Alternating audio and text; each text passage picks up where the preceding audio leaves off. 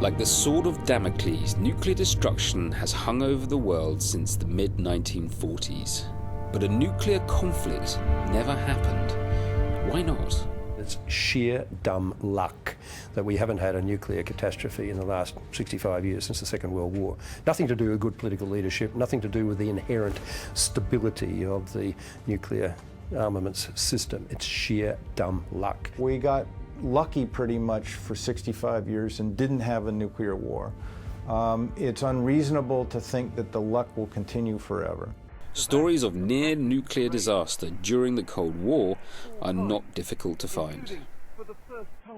I think my favourite story dates from the Cuban Missile period, when we now know that there were nuclear weapons on Cuban soil and on Soviet submarines in the area, not just the one that was coming in by ship that was blockaded. One of the incidents that occurred during this period was that during the course of this naval blockade, the US was dropping depth charges just to indicate that it wasn't to be fooled with, not intending to destroy anything.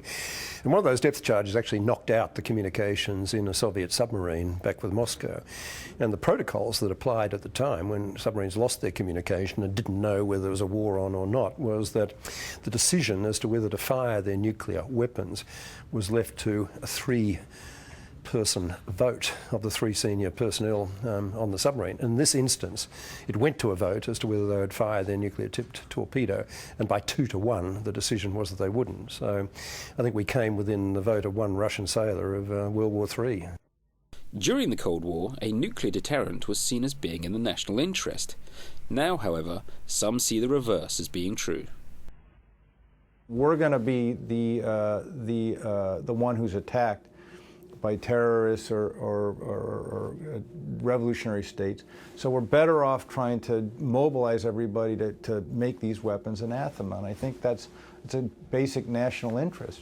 Whatever deterrent utility nuclear weapons might have had as a stabilising force during the Cold War years, in this day and age, in the current circumstances, 21st century, the retention by anybody of nuclear weapons is causing far more trouble than it's worth. Nuclear weapons serve primarily as a deterrent, but apart from that, how useful and safe are they? It's well known that military around the world, they don't like them, because these are weapons that they cost a lot of money, take money from other things that they could have, and they don't think that they can use them. So they are pretty useless, and yet they threaten us all. We still have 2,000 weapons on very high alert. We have command and control systems that are not really all that fantastically better than they were during the Cold War years, and in some countries not very good at all that now have nuclear weapons. And we now have the prospect of much more sophisticated cyber attack, misinformation going into systems, generating confusion, anxiety, possible machine error, and certainly possible human error. The United States and Russia are part of a coalition of nations insisting that the Islamic Republic of Iran face consequences because... This changing view of the use of nuclear weapons has led to new attitudes on both disarmament and proliferation. I don't think the proliferation problem is worse than it was at other times. It's that we have less utility for nuclear weapons, and so we feel less inclined to really defend nuclear weapons and think they're more problematic. And so now when somebody else is trying to get them, it seems to us a much worse thing. The two leading nuclear weapon states have committed themselves to moving down the path towards zero. You know, the steps may be of a halting nature and not particularly large steps, but the direction is a positive one. And so we reach 2010. With such a spotlight on nuclear issues, will it be a key year in the nuclear odyssey?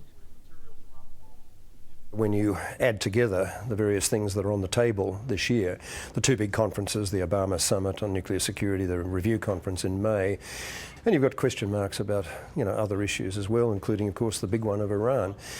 if we can get through the year with net positives on most of those fronts, I think the momentum can be sustained. They are important events. The nuclear posture review in the United States is important, and we have had one in Russia already.